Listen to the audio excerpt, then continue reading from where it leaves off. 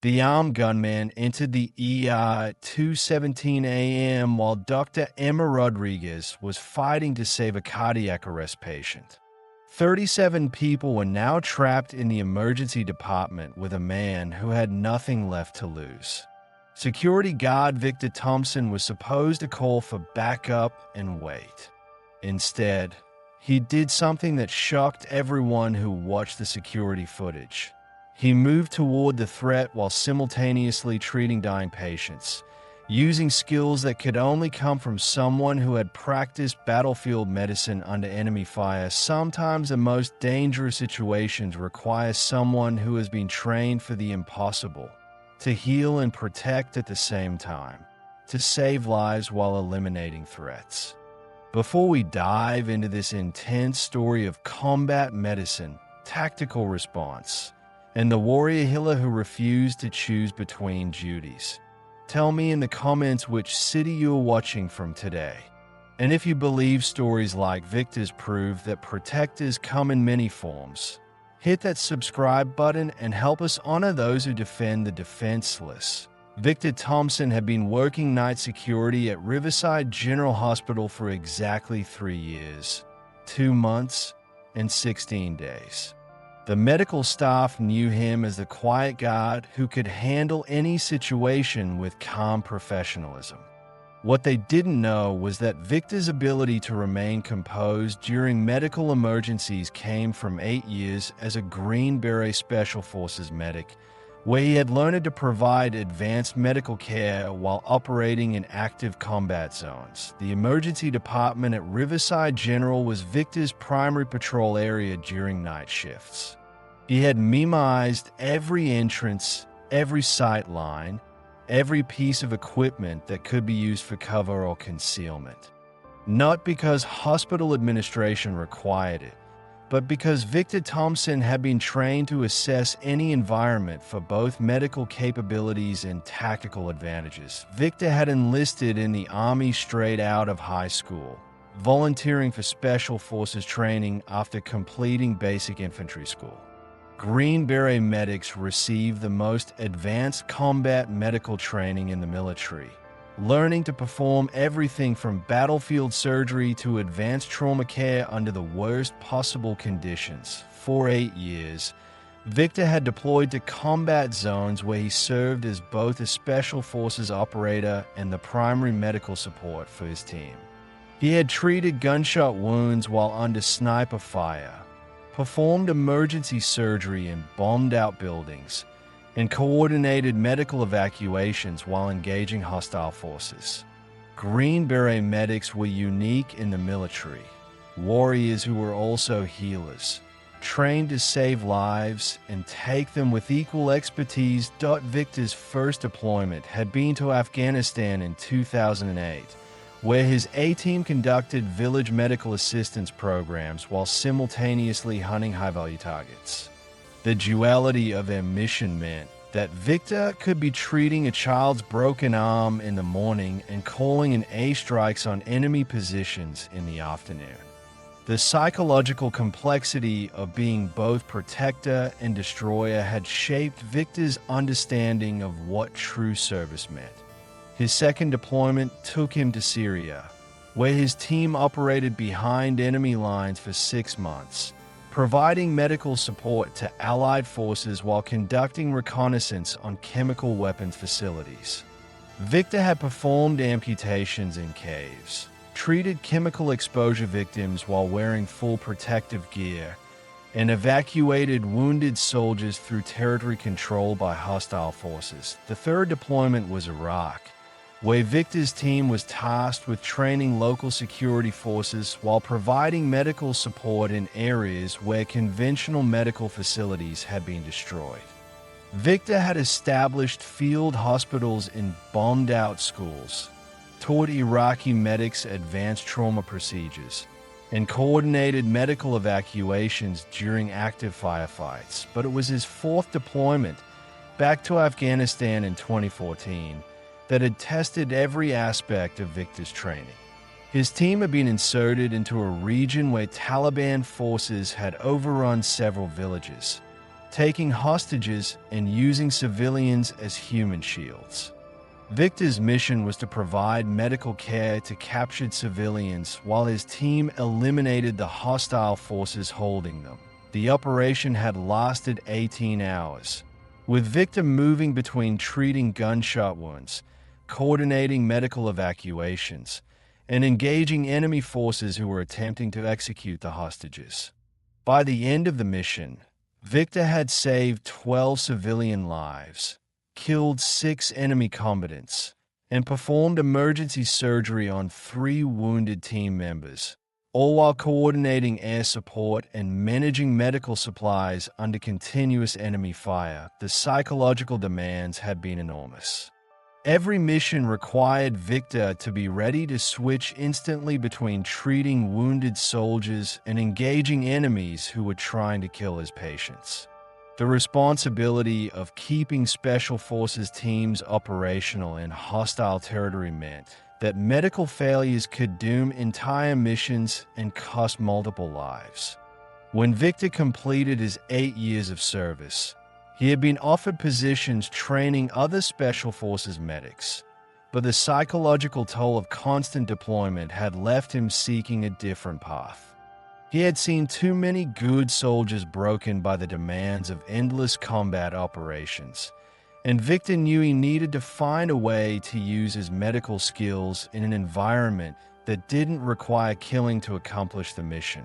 When Victor retired from the Army, he had deliberately chosen hospital security as a way to continue serving while using his medical knowledge in a peaceful environment. For 3 years, the strategy had worked. Victor found satisfaction in protecting medical staff and patients without the life-or-death pressures of combat medicine. The medical staff at Riverside General knew Victor as unusually competent during emergency situations. When Dr. Rodriguez needed assistance with difficult patients, Victor could establish 4 lines with the precision of an experienced medic. When trauma patients arrived by ambulance, Victor understood medical terminology and could anticipate equipment needs before being asked. During Code Blue situations, Victor positioned himself to assist with advanced life support procedures that most security guards wouldn't understand. What they couldn't see was how Victor unconsciously maintained tactical awareness during his patrols, how he identified potential security vulnerabilities using methods learned during base security operations, or how he kept himself in the physical condition required for Special Forces combat operations. Victor ran 5 miles every morning before his shift, maintained his marksmanship skills at a local shooting range, and kept his medical training current through online continuing education courses. The crisis began at 2:17 a.m. when Victor noticed unusual movement near the emergency department's main entrance. A man in dark clothing was approaching the automatic doors with body language that triggered Victor's threat assessment training.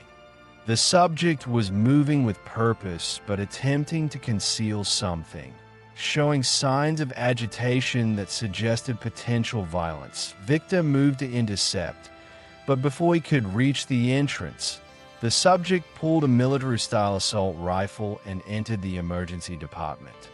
The automatic doors closed behind him, trapping 37 people inside with an armed individual who immediately began issuing commands for everyone to get on the floor. Victor's Green Beret training kicked in before his conscious mind could process the tactical situation. This wasn't a simple security incident requiring law enforcement response.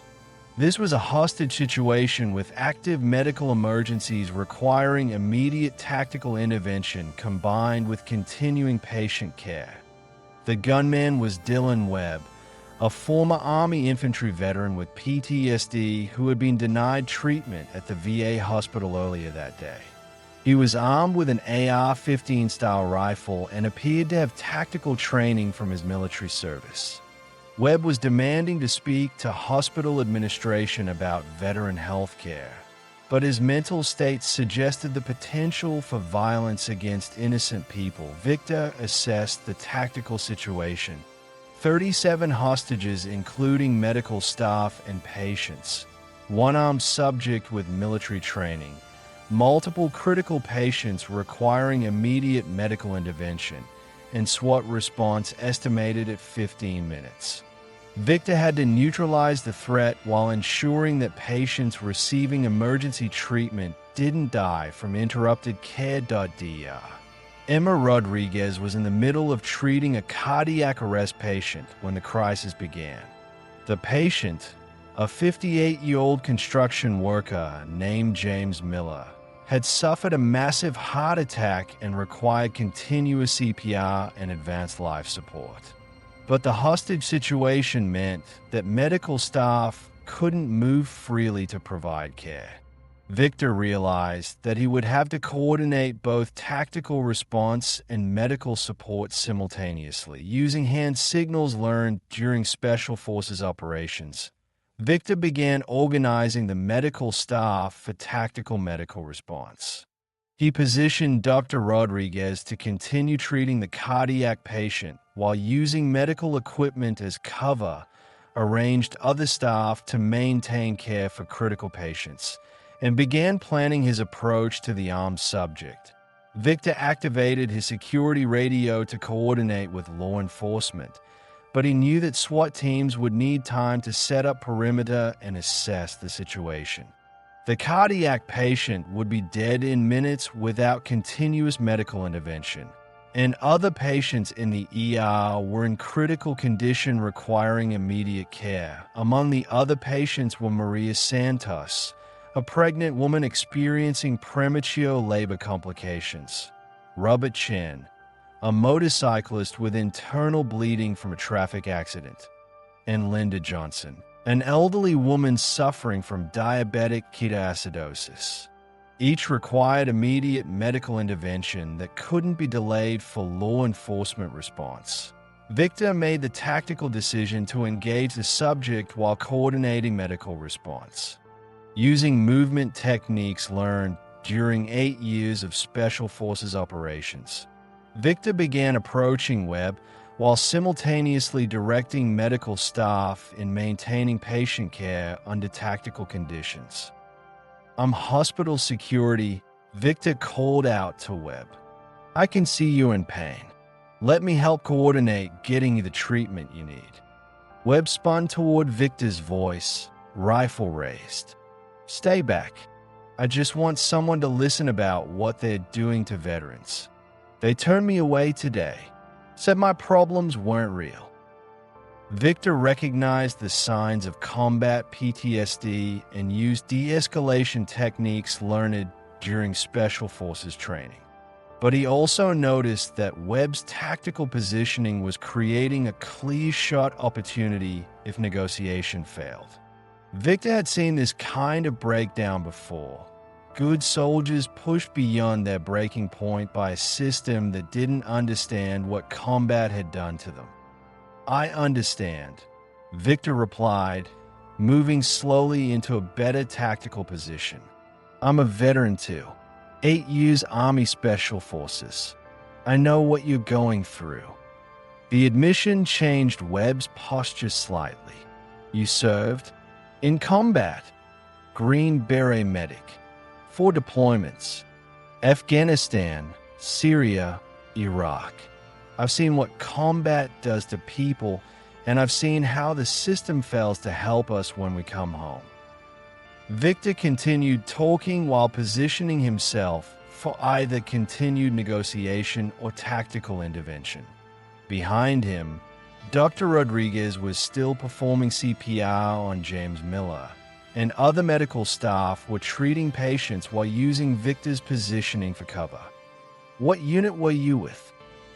Victor asked, genuinely interested in establishing rapport with Webb. 3rd Infantry Division, Iraq, 2011 to 2013. 2 deployments. Lost half my squad to IEDs. Webb's voice broke slightly. "I've been trying to get help for 2 years. Today, they told me I didn't qualify for PTSD treatment because my medical records were incomplete. Victor felt a surge of anger at the bureaucratic failures that had led to this crisis. He had seen too many good soldiers destroyed not by enemy fire, but by a system that processed them like paperwork instead of treating them like human beings who had sacrificed everything for their country. Dylan, Victor said, using Webb's first name after reading it on his shirt. I know you're not here to hurt people. You're here because you're hurting and no one will listen. I'm listening now. The situation reached crisis point when James Miller went into ventricular fibrillation, requiring immediate defibrillation. Dr. Rodriguez called out that she needed to use the defibrillator, but the equipment required movement that would expose her to Webb's line of fire. At the same time, Maria Santos's labor complications were worsening, and she needed immediate obstetric intervention. Robert Chen's internal bleeding was causing his blood pressure to drop dangerously, requiring emergency surgery preparation. Linda Johnson was showing signs of diabetic coma and needed immediate insulin administration.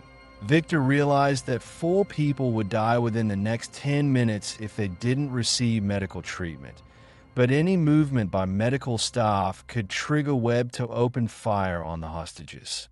Victor had to make a decision that would determine whether this crisis ended with 1 casualty or multiple fatalities.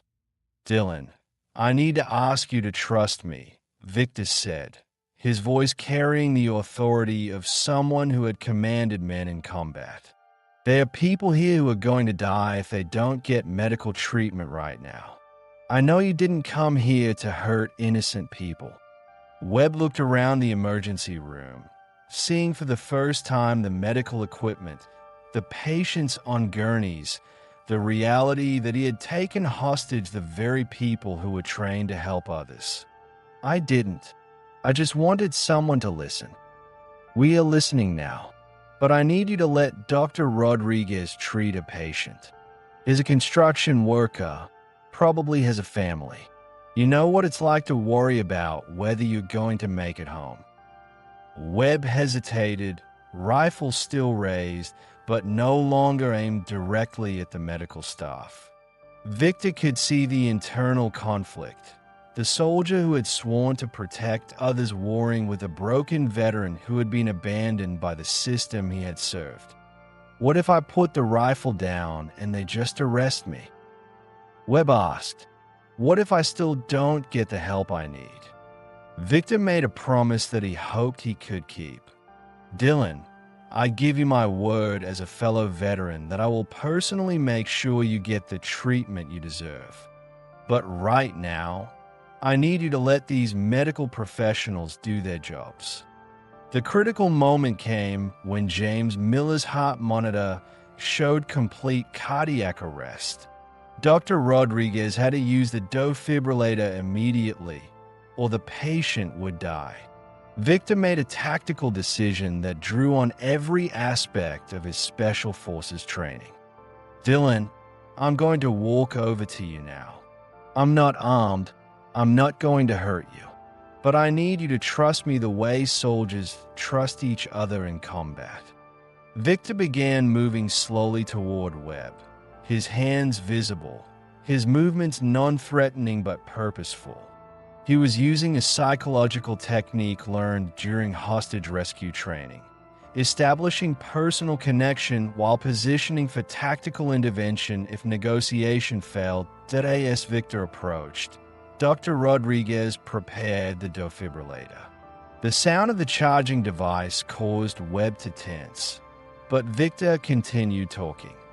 That's just a machine that's going to restart that man's heart. You know what it's like to save lives, Dylan?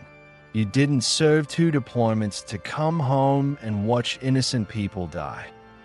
When Victor was within 6 feet of Webb, he extended his hand. Give me the rifle, brother. Let's end this the right way.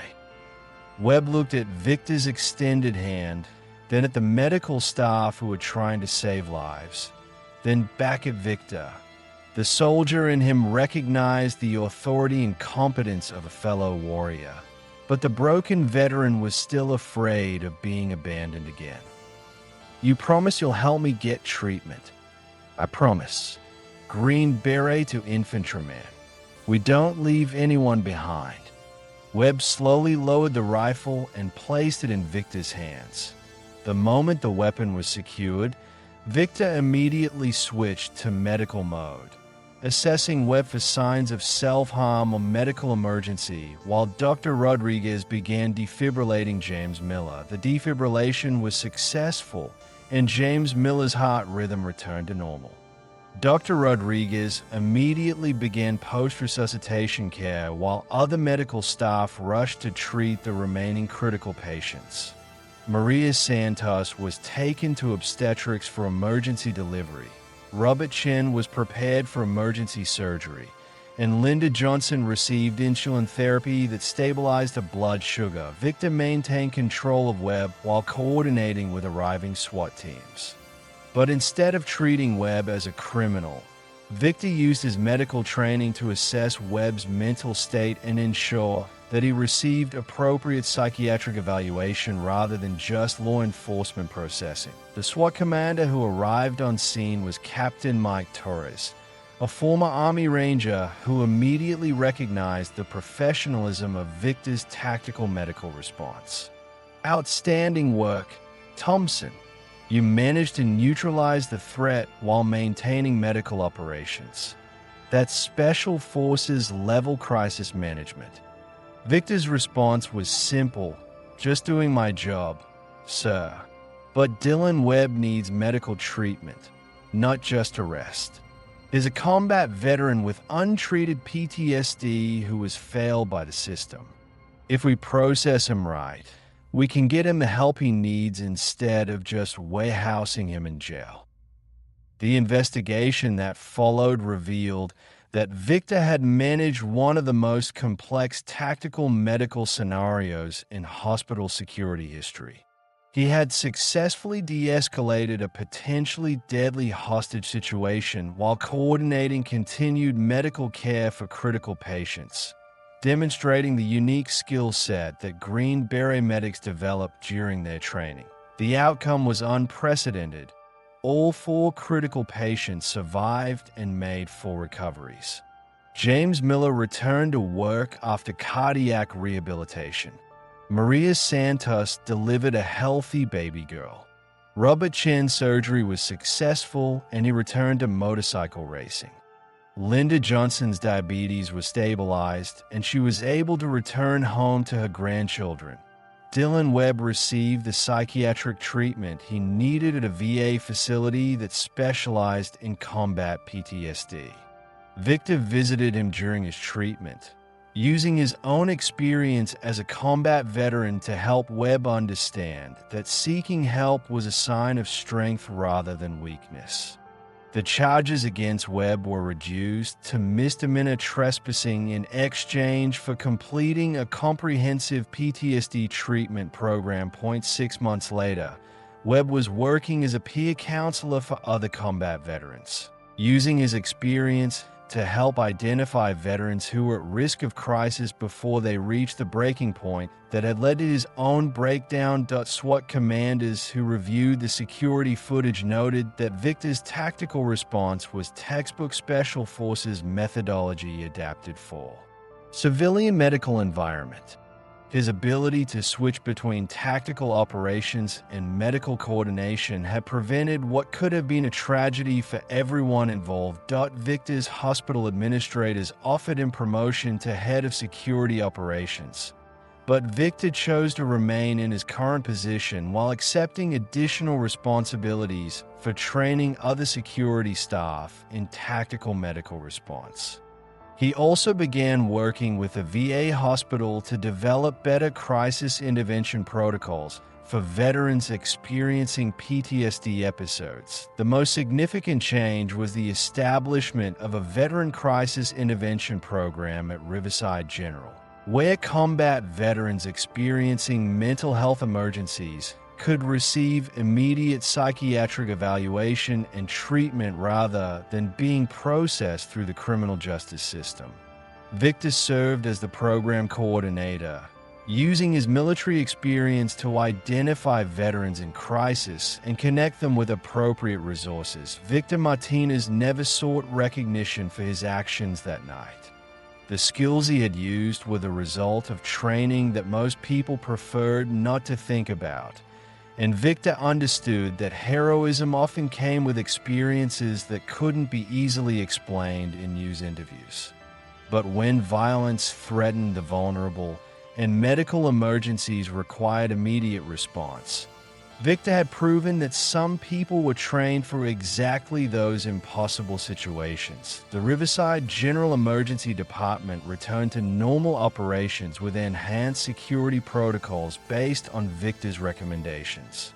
Other hospitals began recruiting former Special Forces medics for security positions, recognizing that some threats required personnel who could protect and heal simultaneously. The tactical medical response protocols that Victor developed were adopted by hospitals across the region, creating a new standard for healthcare security that recognized the reality of modern threats while maintaining the primary mission of saving lives. Victor's approach proved that the best security for medical facilities came from people who understood that protection and healing were not conflicting priorities but complementary aspects of the same mission.